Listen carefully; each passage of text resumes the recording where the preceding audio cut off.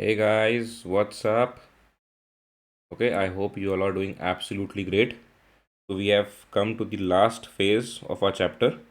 ठीक है, तो जर्नल एंट्रीज आज कंप्लीट कर लेंगे। लास्ट क्लास में मैंने आपको एडजस्टमेंट एंट्रीज में क्लोजिंग स्टॉक पढ़ा दिया था। ठीक है, आज स्टार्ट करते हैं आउटस्टैंडिंग एक्सपेंसेस से। Okay, it is an important class, थोड़ा कंसेप्चुअल रहेगा। आराम से ध्यान दीजिए, सब कुछ समझ में आ जाएगा। अगर समझ में नहीं आया तो भी टेंशन नहीं लेना, क्योंकि फाइनल अकाउंट्स में ये सब रिपीट होगा वापस। ठीक है, बट आई वांट कि आपका एक ऐसा स्ट्रॉन्ग बेस बिल्डअप हो जाए ना कि बाद में आप जो भी चैप्टर्स करते रहें आपके लिए सब कुछ बहुत ईजी एंड स्मूथ रहे। Okay, so let's start with outstanding expenses. चलो, आउटस्टैंडिंग एक्सपेंसेस मतलब expenses which belong to the current year के एक्सपेंस हैं। Expenses which belong to the current year का एक्सपेंस है, लेकिन अभी तक मैंने पे नहीं किया। Okay, end of the year में 31 मार्च को जब मैं एडजस्टमेंट्स करने बैठ रहा हूँ तब मुझे पता चला कि 2 मंथ का रेंट, मतलब फरवरी का और मार्च का, जो कि खर्चा मेरा इसी साल का है क्योंकि 31 मार्च को क्लोज कर रहा हूँ, तो फेब और मार्च का खर्चा जो होगा वो तो इसी साल का होगा ना। लेकिन मैं तो अपने लैंडलॉर्ड को पे करना भूल ही गया, और लैंडलॉर्ड भी इतना अच्छा आदमी, उसने मांगा भी नहीं मेरे से। ओके, तो मेरे लिए वो क्या हो गया, मेरे लिए ऐसा एक्सपेंस हो गया जो है तो करंट ईयर का, लेकिन मैंने करंट ईयर में पे नहीं किया, so it is an outstanding expense. ठीक है, that is expenses which should have been paid during the current year. इसी साल में रेंट तो देना था, but which have not been paid, लेकिन इस साल मैंने रेंट दिया नहीं। ओके, तो ये क्या हो गया मेरा, ये हो गया आउटस्टैंडिंग एक्सपेंस। तो क्या ये मेरी लाइबिलिटी है? ठीक है, मुझे फ्यूचर में अगर किसी को पेमेंट करना है तो ये मेरी लाइबिलिटी है। Okay, so outstanding expense basically means expenses which are incurred in the current year, which belong to the current year, but which have not been paid in the current year. ठीक है, आप मेरे को बताओ एक चीज़, बाकी सब भूल जाओ, एक चीज़ बताओ बस, कि जब मैं करंट ईयर का एक्सपेंस पे करता हूँ तो क्या एंट्री पास करता हूँ? तब मैं क्या पास करता हूँ? एक्सपेंसेस अकाउंट डेबिट, जो भी एक्सपेंस हो, सैलरी हो, रेंट हो, कमीशन हो, कुछ भी हो, टू कैश अकाउंट या बैंक अकाउंट। हाँ या ना? है ना? लेकिन जो एक्सपेंस मेरे करंट ईयर के तो थे, मतलब मुझे करंट ईयर में उसको रिकॉर्ड तो करना है, लेकिन मैंने अभी तक उसको पे नहीं किया, मतलब मुझे कैश जो है वो क्रेडिट नहीं करना। तो क्या एंट्री रिकॉर्ड होगी? When the current year expenses remain outstanding. Expense तो इस साल रिकॉर्ड होंगे, लेकिन कैश इस साल पे नहीं किया। The entry will be expenses account debit to to to outstanding expenses account. ठीक है, गौर से अगर आप इस एंट्री को समझो, एक्सपेंस इस साल रिकॉर्ड करना था, इस साल रिकॉर्ड हो गया, लेकिन कैश इस साल दिया नहीं, कैश फ्यूचर में देना है, तो एक लाइबिलिटी है कि मुझे कैश फ्यूचर में देना है, तो वो लाइबिलिटी भी रिकॉर्ड हो गई। ठीक है, इस एंट्री की आप ब्यूटी को देखिए। इस साल का एक्सपेंस मैंने अभी तक रिकॉर्ड किया नहीं था, 31 मार्च को याद आया कि एक्सपेंस रिकॉर्ड करना है। एक्सपेंस रिकॉर्ड क्यों नहीं किया था? क्योंकि कैश ट्रांजैक्शन हुआ ही नहीं इस साल। अगर इस साल कैश ट्रांजैक्शन हुआ नहीं, मैंने एक्सपेंस रिकॉर्ड किया नहीं, 31 मार्च को मेरे को याद आया कि भाई एक्सपेंस तो इसी साल का है, तो रिकॉर्ड भी इसी साल करना है, तो एक्सपेंस मैंने इस साल रिकॉर्ड कर दिया। और क्योंकि इस साल मैंने पे नहीं किया, तो ये मेरी लाइबिलिटी है जो मुझे फ्यूचर में इस एक्सपेंस को पे करना पड़ेगा, तो मैंने टू आउटस्टैंडिंग एक्सपेंस करके एक अकाउंट खोला और एक लाइबिलिटी रिकॉर्ड कर दी। ठीक है, ये एंट्री को लर्न करना बहुत ही ईजी है कि कोई भी आउटस्टैंडिंग एक्सपेंस होगा तो of course expense to outstanding expense कर दो, प्रीपेड एक्सपेंस होगा तो प्रीपेड एक्सपेंस टू एक्सपेंस कर दो, बट इसके बिहाइंड जो लॉजिक है ना, अगर आप उसको समझेंगे तभी आपको मज़ा आएगा। ठीक है, आई होप आउटस्टैंडिंग एक्सपेंस वाला पार्ट एकदम क्रिस्टल क्लियर है। ठीक है, now let's come to prepaid और अनएक्सपायर्ड इंश्योरेंस। प्रीपेड और अनएक्सपायर्ड इंश्योरेंस। प्रीपेड एक्सपेंस मतलब expenses paid in advance, that is expenses that are of the next year but paid in the current year। expenses जो next year के थे, लेकिन 31 मार्च को जब मैं अकाउंट्स क्लोज करने बैठा मुझे ध्यान आया कि ये तो नेक्स्ट ईयर का एक्सपेंस था, मैंने पे इसी साल कर दिया।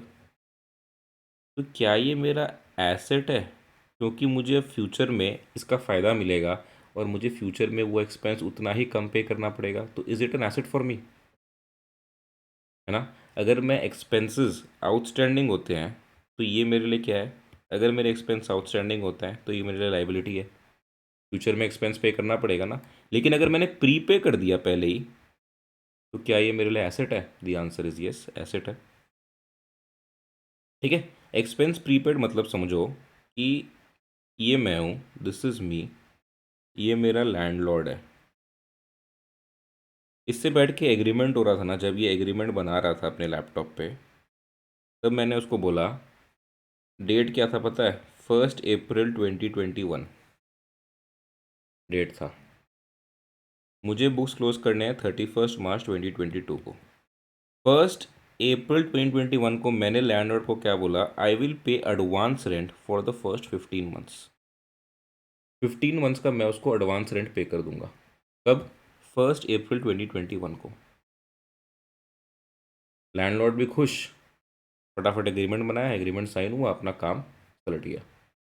अब जब मैं 31 मार्च 2022 को बुक्स क्लोज करने बैठा तब मुझे ध्यान आया कि मैंने 15 महीना का रेंट एडवांस पे किया था, तो 12 महीना का रेंट तो इस साल ख़त्म हो गया क्योंकि मैंने 12 मंथ्स प्रॉपर्टी यूज़ कर ली, तो 12 मंथ्स का रेंट तो मेरे को इस साल ही पे करना था। लेकिन 3 मंथ्स का रेंट ऐसा है, 3 मंथ्स का रेंट ऐसा है जो कि एक प्रीपेड एक्सपेंस हो गया, क्योंकि ये 3 महीने जो नेक्स्ट ईयर आने वाले हैं उसका मैंने अभी ही रेंट पे कर दिया। ठीक है, आई होप आपको क्लियर है। मैंने 15 मंथ्स का रेंट एडवांस पे कर दिया था, तो ईयर एंड में भी 3 महीना का रेंट तो मैंने फिर भी एडवांस अभी भी रह गया। ठीक है, तो इसको मेरे को रिकॉर्ड करना पड़ेगा 31 मार्च 2022 को जब मैं बुक्स क्लोज कर रहा हूँ। The entry will be prepaid rent account, अगर कोई और एक्सपेंस है तो you can write prepaid salaries account, जो भी हो, टू रेंट अकाउंट। कितना? वो 3 महीना का रेंट जितना भी अमाउंट होगा।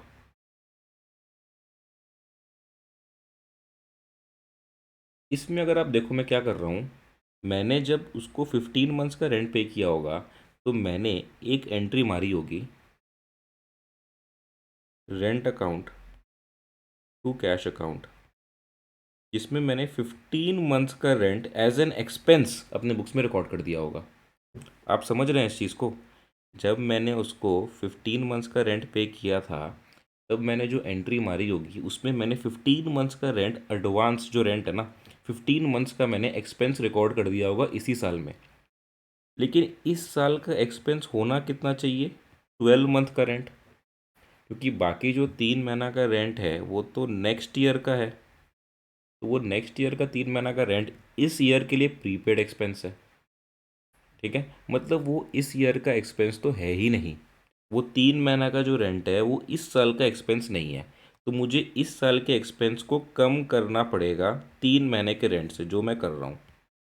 एक्सपेंस को मैं डिक्रीज़ करना है मुझे, इसलिए मैंने उसको क्रेडिट कर दिया। और क्योंकि मुझे अब नेक्स्ट ईयर कम रेंट पे करना पड़ेगा तो ये प्रीपेड रेंट रिकॉर्ड हो रहा है जो मेरा एसेट है। ठीक है, तो द एंट्री क्या होगी? Entry will be prepaid rent account to rent account. Again इस एंट्री को याद करना बहुत ही सिंपल है, प्रीपेड रेंट टू रेंट आप याद कर लीजिए, जब भी प्रीपेड या अनएक्सपायर्ड इंश्योरेंस, रेंट, सैलरी जो भी आए आप ये एंट्री मारिए, काम हो जाएगा। ठीक है, बट इसके बिहाइंड जो लॉजिक है ना वो समझिए, तब मज़ा आएगा। आई होप आप outstanding expenses and prepaid expenses को 100% समझ गए। नाउ थर्ड, थर्ड है अक्रूड इनकम। अक्रूड इनकम मतलब income earned but not received. ऐसी इनकम जो मैंने इस साल कमा तो ली लेकिन उसके पैसे इस साल मिले नहीं। Okay, I repeat, income which is earned in the current year but which has not been received in cash in the current year. ठीक है, जैसे एक कंपनी है एबीसी प्राइवेट लिमिटेड, उसकी ये पूरी बिल्डिंग है। अब एबीसी प्राइवेट लिमिटेड क्या कर रही है, let out there vacant portion of the building. अब एबीसी प्राइवेट लिमिटेड क्या है, एक रेस्टोरेंट था, तो उसका ये पोर्शन काम का है, ये काम का है, ये काम का है, यहाँ स्टाफ के रहने के लिए। ये जो पोर्शन था ना ऊपर, ये जो पोर्शन था ये वेकेंट था। तो बिल्डिंग में वेकेंट पोर्शन रखने का क्या मतलब, एबीसी प्राइवेट लिमिटेड ने सोचा कि एक मिस्टर नारायण बोल के आदमी है, इसको ये जो ऊपर का वेकेंट पोर्शन है ना, ये रेंट कर देते हैं, कि हमारी कोई एक्स्ट्रा इनकम भी हो जाएगी एबीसी प्राइवेट लिमिटेड की। तो एबीसी प्राइवेट लिमिटेड ने क्या किया, अपने प्रॉपर्टी का एक पोर्शन रेंट कर दिया किसको, ये भाई साहब को। इसका नाम है मिस्टर नारायण, जो कि अब एबीसी प्राइवेट लिमिटेड के बिल्डिंग का टेनेंट है। ठीक है, मिस्टर नारायण ने एबीसी प्राइवेट लिमिटेड से बिल्डिंग रेंट पे ले ली। अब rent is due for the month but is not yet paid by mister Narayan. ठीक है, समझ लो 31 मार्च को जब एबीसी लिमिटेड बुक्स क्लोज करने जा रहा है, उसको ये ध्यान आया कि मार्च मंथ का जो रेंट है ये ड्यू तो हो गया, लेकिन मिस्टर नारायण ने अभी तक पे किया नहीं है। लेकिन क्या वो रेंट एबीसी प्राइवेट लिमिटेड ने उसी साल अर्न कर लिया? ऑफ कोर्स, 31 मार्च आ गया, मंथ एंड हो गया, मिस्टर नारायण अभी भी प्रॉपर्टी में बैठा हुआ है, तो रेंट जो उसका है वो तो मिस्टर नारायण को पे करना ही पड़ेगा। तो एबीसी प्राइवेट लिमिटेड ने जो रेंट है वो तो अर्न कर ही लिया, तो this is accrued rent in the hands of ABC private limited. ठीक है, अक्रूड रेंट मतलब ऐसा इनकम जो अर्न हो गया लेकिन रिसीव नहीं हुआ। ठीक है, तो एबीसी प्राइवेट लिमिटेड के हाथ में उस मंथ का रेंट क्या है, अक्रूड इनकम है। समझ में आया कॉन्सेप्ट? तो अक्रूड इनकम मतलब income which has been earned but is not received. ठीक है, और एक एग्जांपल है, जैसे interest on investment has been earned up to 31 March 2022 but is due for payment on 30 June 2022। जैसे मेरे कोई इन्वेस्टमेंट्स थे, तो इन्वेस्टमेंट्स जो थे ना, उसका ऐसा रूल था कि जो भी इंटरेस्ट है ना वो 30 जून को ही पे होगा, मतलब उसका पैसा जो है ना वो 30 जून को ही मेरे पास आएगा। लेकिन 31 मार्च तक भी मैंने उसमें इंटरेस्ट तो अर्न किया ही होगा ना, इंटरेस्ट तो मैंने अर्न किया ही है उसमें 31 मार्च तक, लेकिन 31 मार्च को मेरे को वो पैसा मिलेगा नहीं, मिलेगा 30 जून को। लेकिन 31 मार्च को भी क्या ये मेरा अक्रूड इनकम बन गया? Is it my accrued income? The answer is yes. ठीक है, तो 31 मार्च को जब मैं बुक्स क्लोज करने बैठूंगा तब मुझे ध्यान आएगा कि इस साल की एक ऐसी इनकम है जिसका मुझे कैश मिला नहीं, तो मैंने वो इनकम रिकॉर्ड अभी तक की नहीं। लेकिन क्योंकि मुझे कैश नहीं मिला इसका मतलब ये थोड़ी है कि वो मेरी इनकम ही नहीं है, इनकम तो है, तो इनकम तो मेरे को रिकॉर्ड करनी पड़ेगी। ठीक है, और क्योंकि वो इनकम मुझे फ्यूचर में मिलेगी तो वो मेरी एक एसेट भी है। तो I will record the entry as accrued income account debit to income account. ठीक है, तो मुझे इनकम रिकॉर्ड करना था, मैंने इनकम रिकॉर्ड कर दिया है, इनकम इंक्रीज इज क्रेडिटेड। और क्योंकि वो इनकम मुझे फ्यूचर में मिलेगा, मतलब कोई भी चीज़ जो मुझे फ्यूचर में फ़ायदा दे वो क्या है, मेरी एसेट। एसेट मुझे रिकॉर्ड करना था, तो asset increases debited. I hope accrued income वाला कॉन्सेप्ट भी आपको क्रिस्टल क्लियर है।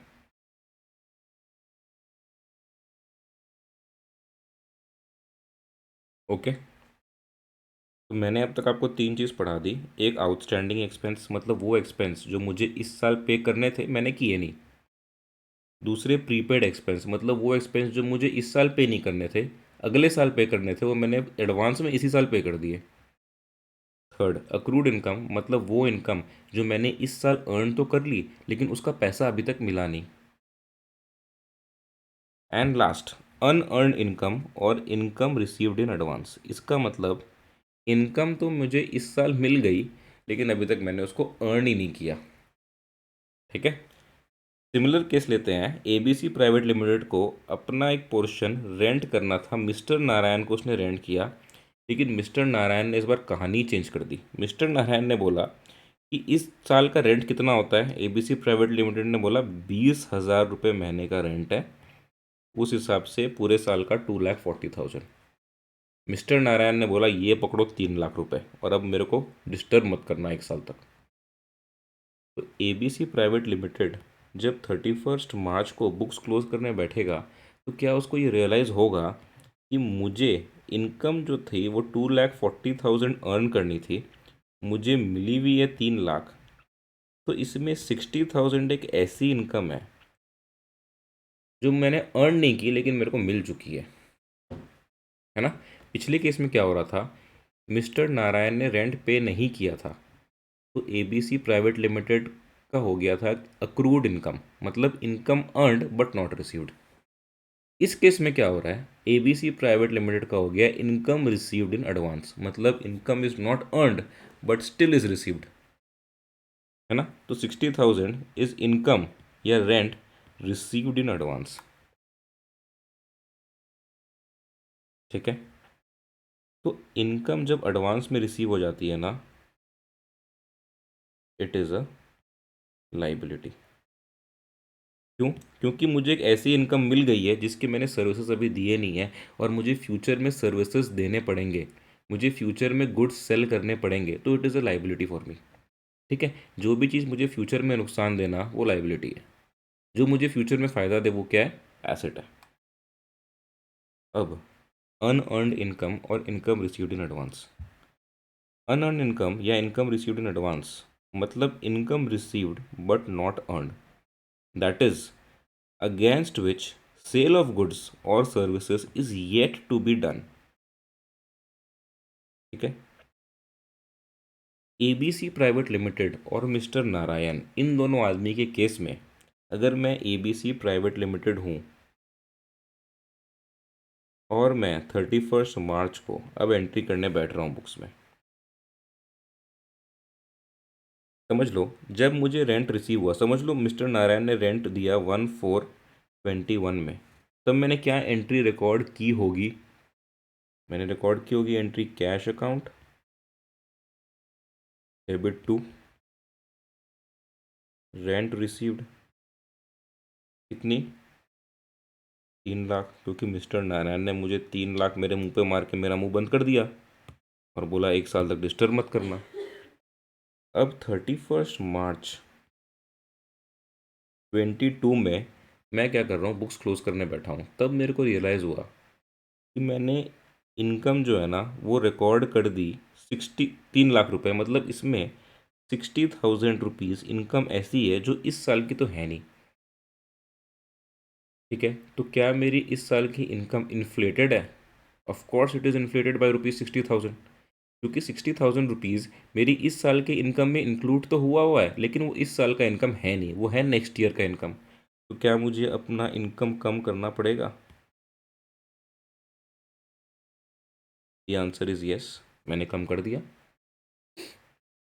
और मेरे पास ऐसी इनकम है जो मुझे नेक्स्ट ईयर मिलनी है लेकिन इस साल मिल गई, तो क्या वो मेरी लाइबिलिटी है? यस, तो मुझे लाइबिलिटी रिकॉर्ड करनी पड़ेगी to rent received in advance account. कितना? The answer is 60,000।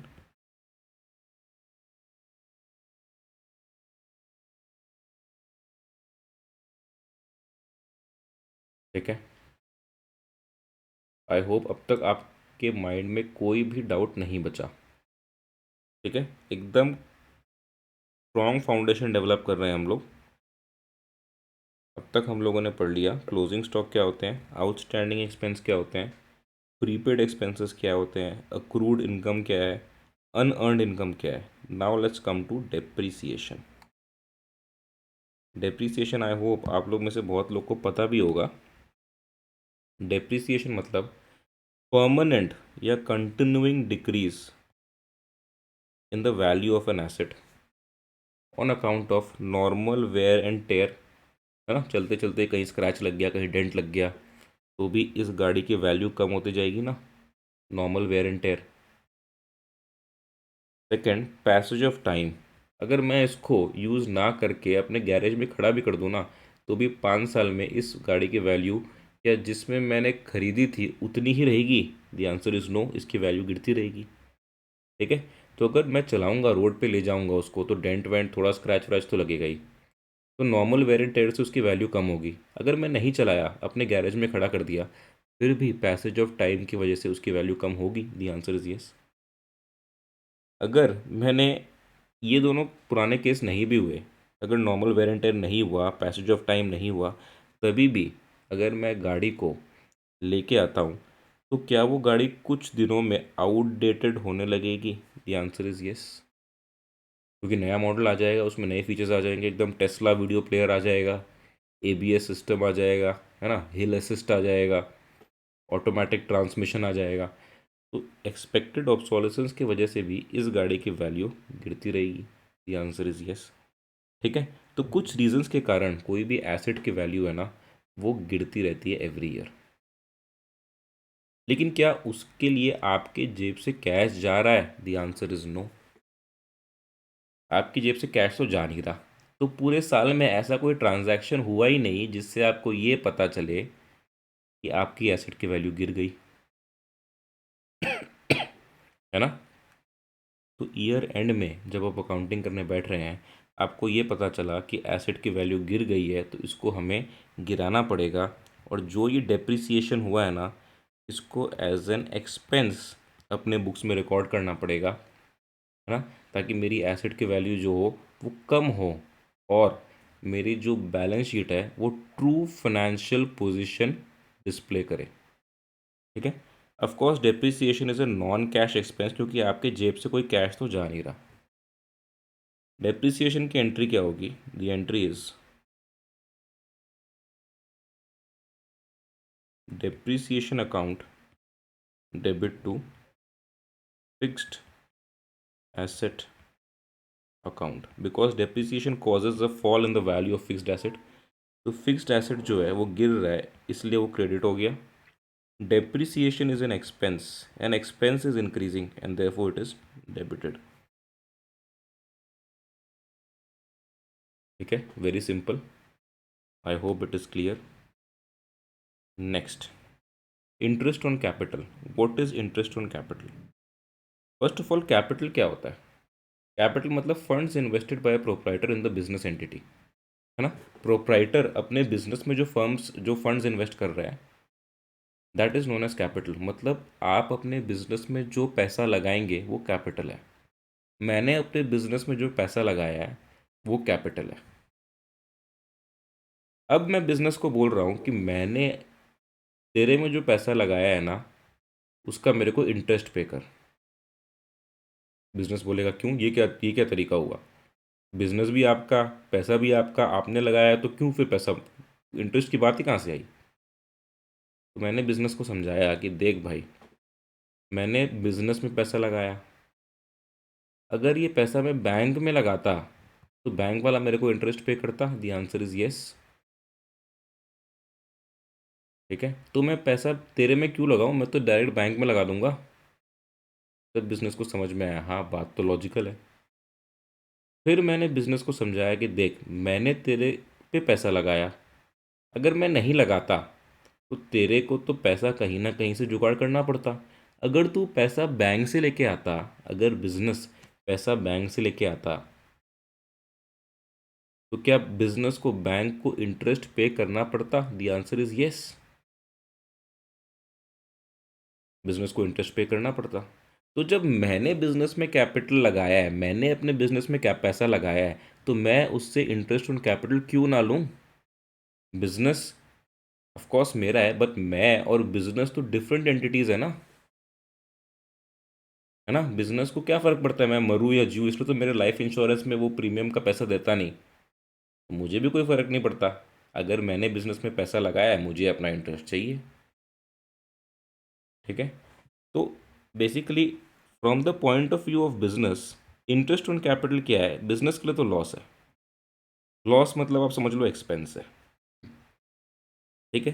तो इंटरेस्ट ऑन कैपिटल डेबिट होगा of course, because expense increasing जब होता है तो डेबिट करते हैं।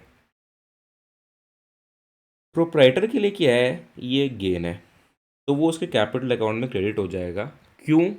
क्योंकि ये कैश में बिजनेस से नहीं मिल रहा प्रोप्राइटर को, है ना। कैपिटल क्या है? कैपिटल वो अमाउंट है जो प्रोप्राइटर ने बिजनेस में लगाया है, और जो बिजनेस को प्रोप्राइटर को पे बैक करना है कभी ना कभी तो, है ना। तो आप कैपिटल को ये सोचो कि कैपिटल बिजनेस की एक लाइबिलिटी है जो उसको प्रोप्राइटर को पे करना है।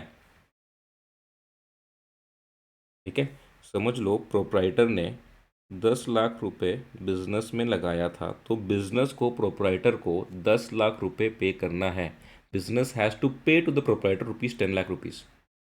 But if interest on capital is also added, समझ लो प्रोप्राइटर बोल रहा है कि 10% इंटरेस्ट ऑन कैपिटल है,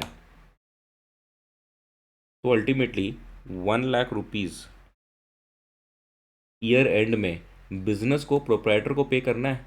the answer is yes, pay करना है। But is the business actually paying to the proprietor in cash? The answer is no. ठीक है। Business is not paying to the proprietor in cash. तो business क्या कर रहा है? प्रोप्राइटर के इस कैपिटल में ऐड कर दे रहा है, बोल रहा है कि भाई तेरे को मुझे 10 लाख पे करने थे ना, 11 लाख पे कर दूंगा। प्रोप्राइटर बोला ठीक है, एक ही बात है, आप मेरे को कैश में पे कर दो या मेरे कैपिटल में ऐड कर दो, बात तो एक ही है। ठीक है। I hope you understood this concept. Interest on capital business के लिए क्या है? एक्सपेंस है। एंट्री क्या बनेगी? Interest on capital account debited to capital account. ठीक है। अगर 10 लाख का कैपिटल था, 10% इंटरेस्ट हो रहा है, तो 1 लाख होगा। आर्बिट्री फिगर ले लिया मैंने। एंट्री कब होगी? ऑफ कोर्स ये एंट्री 31 मार्च को ही होती है। ईयर मुझे पता नहीं, 23 ले लो। ठीक है।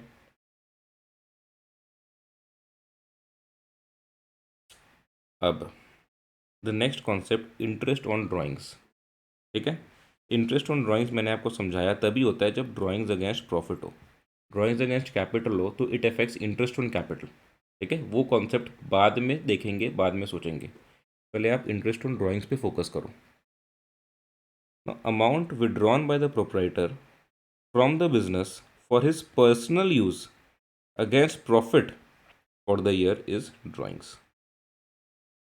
ठीक है। अब प्रोप्राइटर क्या कर रहा है? बिजनेस को पैसे दे रहा है, उससे इंटरेस्ट ऑन कैपिटल वसूल कर रहा है ना। बिजनेस को जब पैसे दे रहा है उससे इंटरेस्ट ऑन कैपिटल वसूल कर रहा है।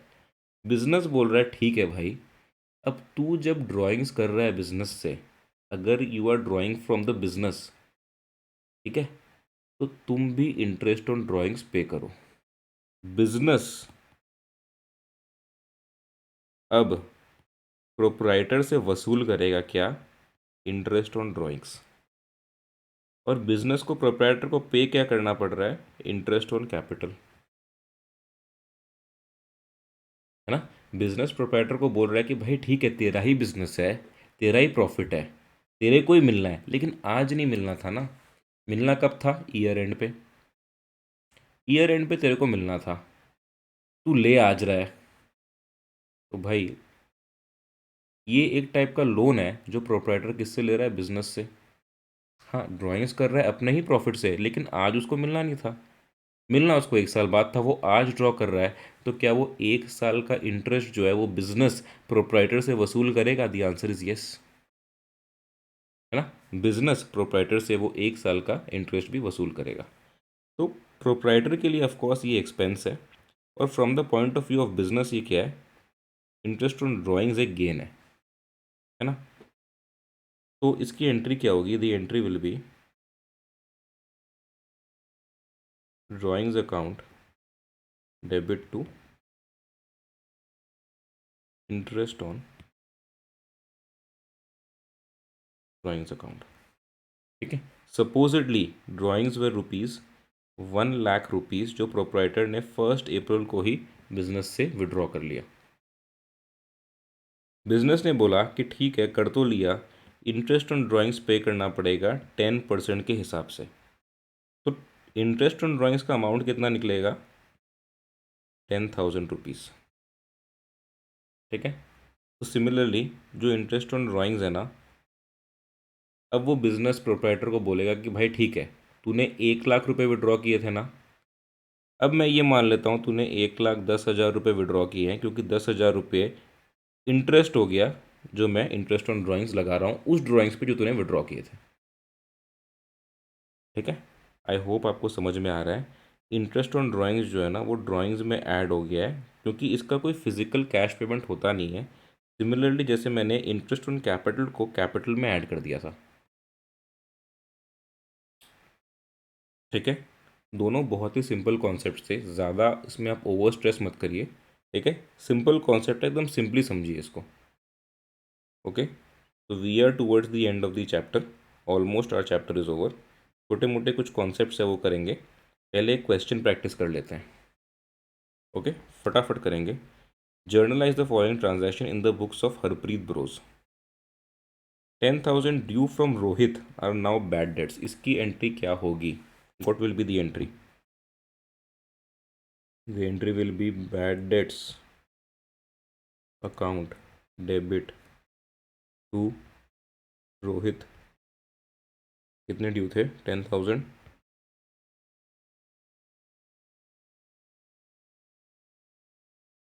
Goods worth ₹20,000 were used by the proprietor. Proprietor goods को घर ले गया, क्या एंट्री होगी?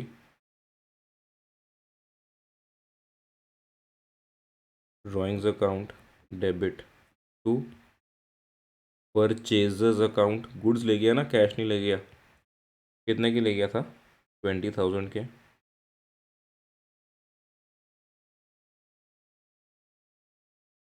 Number 3, charge depreciation eight 10% per annum for 2 months on a machine costing 3 lakh rupees. 3 lakh की मशीन है,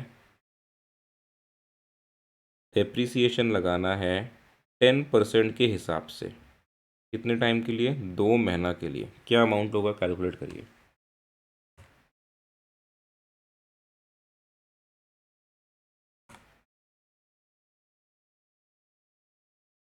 the amount will be 5,000 rupees, है ना?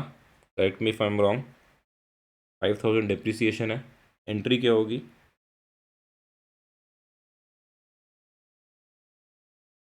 Depreciation account debit to machinery account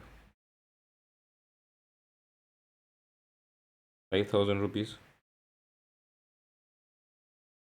चलो, provide interest on capital. 15 lakh का कैपिटल है, proprietor ने business में invest किया है, उसमें बोल रहे हैं 6% इंटरेस्ट दो 9 महीना के लिए। 6% इंटरेस्ट दो 9 महीना के लिए।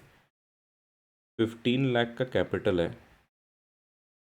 6% का इंटरेस्ट है, 9 महीना के लिए देना है 12 महीना से। क्या होगा अमाउंट? कैलकुलेट करके मेरे को बताइए।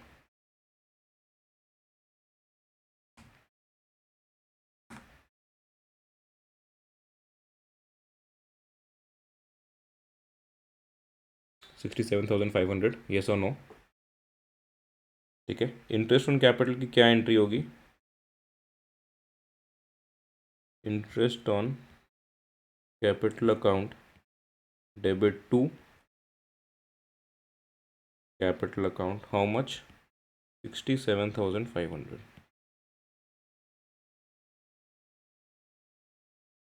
Next, Rahul who owed us ₹20,000, मतलब मेरा डेटर था राहुल, जिससे मुझे 20,000 रुपये मिलने थे, वो हो गया है इंसॉल्वेंट। इंसॉल्वेंट मतलब हो गया है वो दिवालिया।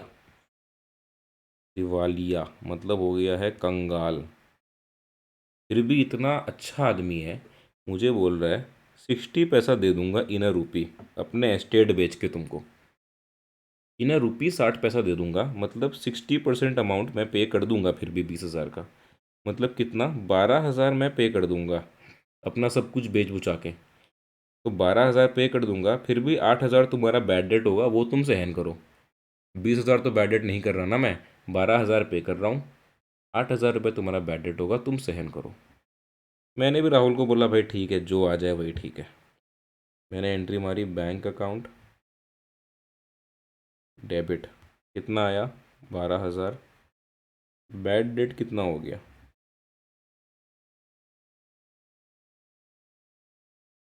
2, राहुल 20,000।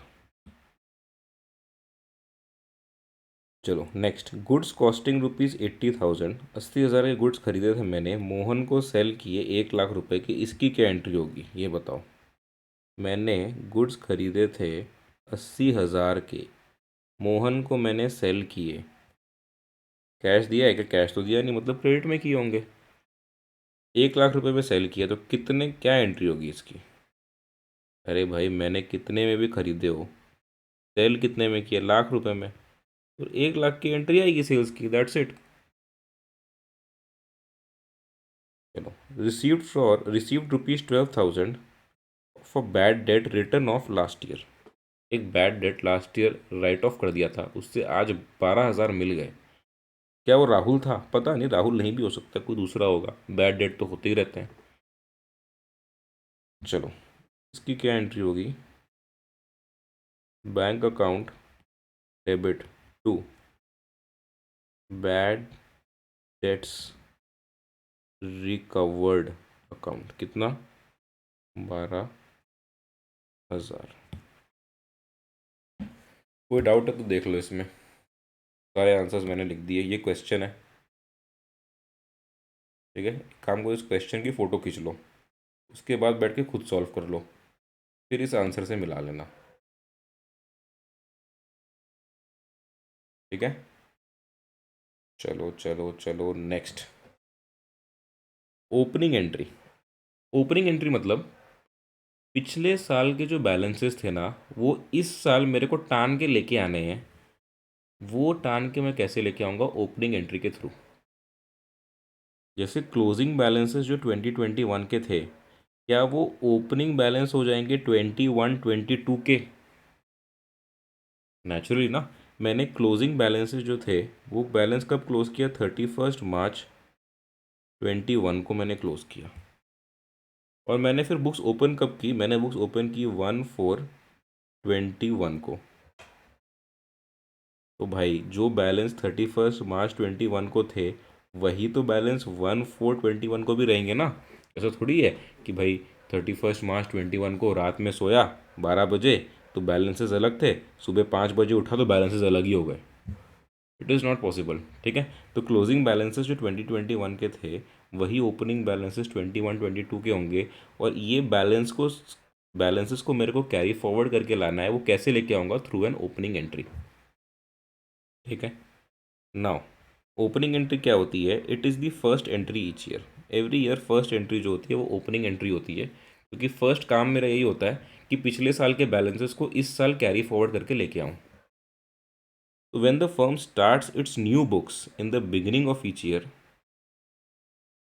the closing balances जो लास्ट ईयर के थे must be carried forward to the current year.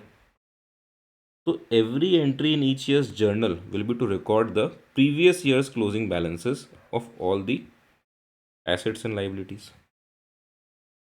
अब जो एसेट्स होते हैं ना, वो डेबिट ही होंगे, क्योंकि एसेट का बैलेंस हमेशा डेबिट बैलेंस ही होता है ना। लाइबिलिटीज़ जो होंगे ना, वो क्रेडिट होंगे, क्योंकि लाइबिलिटीज़ का हमेशा क्रेडिट बैलेंस होता है। कैपिटल अकाउंट क्रेडिट होता है हमेशा। अब अगर कैपिटल अकाउंट का बाई चांस बैलेंस नहीं दिया हुआ क्वेश्चन में, तो you can find it out by this equation, है ना। इसको क्या बोलते थे, बचपन में पढ़ा था, भूल गए, अकाउंटिंग इक्वेशन, ठीक है। अब अगर assets are greater than liabilities, तो जो बैलेंस अमाउंट होगा ना, उसको कैपिटल बोलते हैं।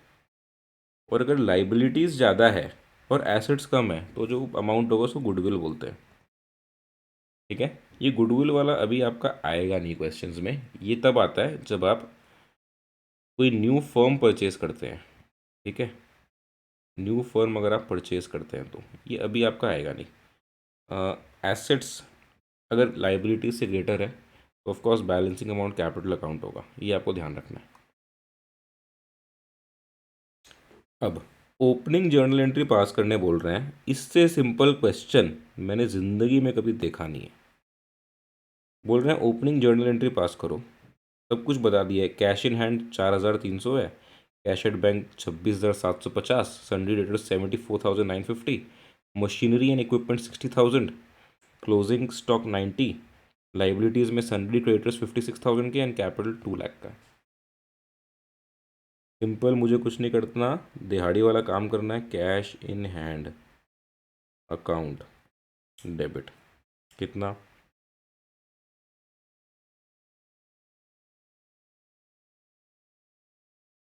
Cash in bank account debit कितना, 26,750, सन्ड्री डेटर्स अकाउंट डेबिट कितना, 74,950, machinery and equipment account debit कितना, 60,000, क्लोजिंग स्टॉक अकाउंट डेबिट कितना, 90,000। सब एसेट्स के डेबिट बैलेंसेस हैं और वो डेबिट में रिकॉर्ड हो गए। लाइबिलिटीज़ के क्रेडिट बैलेंसेस होते हैं। टू सन्ड्री क्रेडिटर्स अकाउंट कितना, 56, टू कैपिटल अकाउंट कितना, 2 लाख। ठीक है, अब ये बैलेंस हुआ कि नहीं आप चेक कर लो, ये और ये दोनों 2,56,000 आना चाहिए। नहीं आ रहा है तो कुछ गड़बड़ है, कुछ एडजस्टमेंट करेंगे, लेकिन ऐसा ज़रूरत पड़ेगा नहीं क्योंकि आ ही रहा है। ठीक है, 2,56,000 दोनों आ रहा है। ओपनिंग एंट्री का इतना ही काम है, दिहाड़ी वाला। एसेट्स जो है उसको डेबिट कर दो, लाइबिलिटीज़ को क्रेडिट कर दो, कैपिटल को क्रेडिट कर दो, एंट्री बना दो, बस काम ख़त्म। इतना सा काम था, उसके लिए ओपनिंग एंट्री पढ़ाना पड़ा आपको। चलो नेक्स्ट, बैलेंस शीट दिया हुआ है आर के एंड कंपनी का, 31 मार्च 2022। ओपनिंग जर्नल एंट्री बनानी है। ठीक है, इसमें क्या था, स्टेटमेंट के फॉर्म में दे दिया, इसमें बैलेंस शीट दे दिया, काम तो वही करना है। Land and building, computers, furniture and fixture, inventory, sundry debtor, cash in hand, cash at bank, capital, bank loan, sundry creditors, bills payable, outstanding expense. दिहाड़ी करना है तो कर लो। Land and building, computer, furniture and fixtures, inventory, और क्या था भाई, sundry debtors, cash in hand, cash at bank. मेरी तरह गंदा मत लिखना, अच्छे से लिखना सब इसमें, अकाउंट लगा के, अकाउंट अकाउंट अकाउंट अकाउंट। मैं तो आलसी आदमी हूँ, मेरे तरह आलसी मत बनना। अकाउंट, फिर यहाँ पे अच्छे से डेबिट डेबिट डेबिट डेबिट कर रहे हैं ना, डेबिट बैलेंसेस को, डेबिट डेबिट डेबिट। लाइबिलिटी के बैलेंसेस को क्रेडिट करेंगे टू, क्या क्या है, bank loan, sundry creditors, bills payable, outstanding expenses. To bank loan, to sundry creditors, to bills payable, to outstanding expenses, to capital account. Account लगाना सब में, account account. हो गया, बहुत ही दुख हुआ करने में लेकिन कर लिए।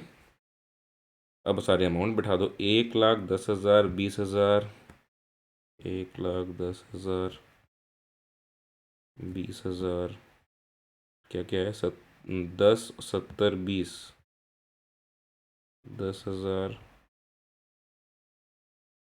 अरे यार, 70,000, 20,000, 5 और 25, 5,000, 25,000। बैंक लोन का अमाउंट कितना है? 50,000। क्रेडिटर्स का है 90,000।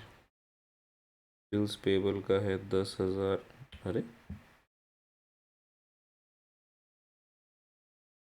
आउटस्टैंडिंग एक्सपेंस का है 10,000। और लाइफ कैपिटल का है 1 लाख।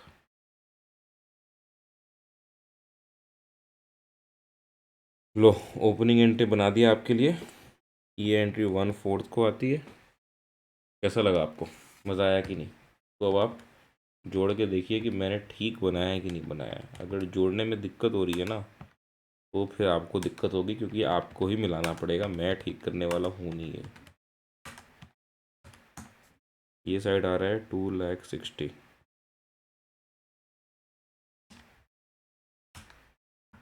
और ये भी 2,60,000 दिख रहा है मेरे को। वाह, मज़ा आ गया, मज़ा ही आ गया। ठीक है, ओपनिंग एंट्री हो गई। The chapter is officially over now. Journal entry का चैप्टर अब ऑफिशियली ओवर हो गया।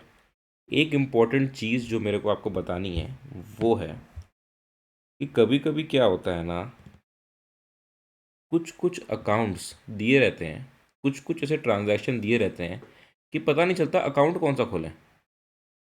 जैसे कभी दिया हुआ होगा purchase of iron safe for office, तो कि क्या एक आयरन सेफ अकाउंट खोल दें? फिर दिया रहेगा परचेज ऑफ कंप्यूटर, फिर कंप्यूटर अकाउंट खोल देंगे। फिर दिया रहेगा purchase of laptop, laptop account खोल देंगे। दिया रहेगा परचेज ऑफ फाइलिंग कैबिनेट, एक फाइलिंग कैबिनेट अकाउंट खोल देंगे। बहुत सारे अकाउंट हो जाएंगे ना। अभी जर्नल में तो ठीक है, जब लेजर बनाने बैठेंगे ना, तब नानी याद आ जाएगी कि इतने इतने अकाउंट कहाँ से आएंगे, बनाने पड़ेंगे सब। ठीक है, प्रोजेक्टर अकाउंट एक बना दो तो और एक दिक्कत है मतलब। तो क्या करो, इस टाइप के जो अकाउंट होंगे ना, iron safe, computers, laptops, filing cabinet, projector, ये सब क्या ऑफिस इक्विपमेंट है। तो जब दिया रहे आयरन सेफ परचेज हुआ है, आप ऑफिस इक्विपमेंट अकाउंट खोल के डेबिट कर दो। कंप्यूटर्स में भी ऑफिस इक्विपमेंट खोल लो, लैपटॉप्स में भी ऑफिस इक्विपमेंट खोल लो। ठीक है, तो ये सब ट्रांजैक्शन जब दिए रहे तो आप ऑफिस इक्विपमेंट अकाउंट खोल सकते हैं। जब दिया रहे ऑफिस टेबल्स परचेज हो रहे हैं, डेस्क हो रहे हैं, फैंस हो रहे हैं, तो you can open furniture and fixtures account. ठीक है, जो सूटेबल अकाउंट होगा वो बता रहा हूँ आपको। अगर दिया रहे post cards, envelopes, stamps, you can open postage account. If it is given pens, printing paper, clips, pins, you can open office stationery account. Similarly, purchase and sale of कभी आपको horses, cows, goats, sheep, duck ये भी दिया रहेगा, life stock account खोल लीजिए। ठीक है, अगर आप दिया रहे spent on refreshments of office staff, subscriptions of newspapers, magazines etcetera, you can open sundry expenses account और मिसलिनियस एक्सपेंस अकाउंट, जो मैंने आपको पहले भी बताया था, है ना। चाय पानी का खर्चा मिसलिनियस एक्सपेंस में डाल दो। अगर दिया रहे sale of old newspaper, magazine, जो यहाँ पे सब्सक्रिप्शन लेके रखे हैं ना मैगजीन न्यूज़पेपर का, बहुत बहुत जमा हो जाता है, पुराना हो जाता है, काम का तो होता नहीं है, सेल कर देते हैं उसको कबाड़ में, तो वो क्या हो गया, मिसलिनियस इनकम, छोटे मोटे इनकम इधर उधर के। ठीक है, दिया रहे purchase of shares, debentures, bond, you can simply open investment accounts. ठीक है, now our chapter is officially over.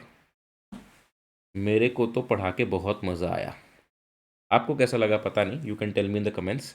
ठीक है, नेक्स्ट क्लास में दूसरा चैप्टर स्टार्ट करने की कोशिश करेंगे, कोशिश क्या करेंगे, ये तो ख़त्म हो गया अब। ठीक है, इन द मीन टाइम आप इसके क्वेश्चंस प्रैक्टिस करते रहिए। अगर आपको कोई भी डाउट, कोई भी क्वेश्चन में आता है, you can always reach out to me. ठीक है, तो लाइफ को एंजॉय करिए, पढ़ते भी रहिए। ओके, हमेशा खुश रहिए। इसी नोट के साथ let's end it. Okay, bye bye.